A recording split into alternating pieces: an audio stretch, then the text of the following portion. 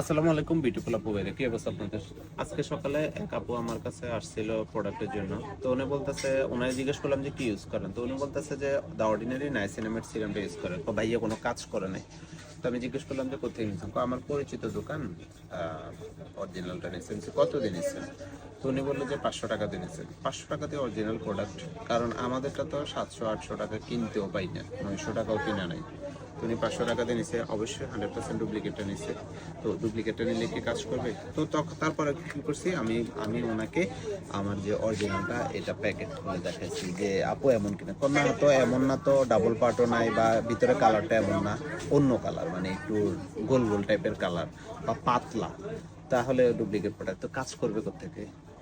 প্রোডাক্টের ভ্যারাইটির শেষ নেই, copy, master copy, original, duplicate সব আছে।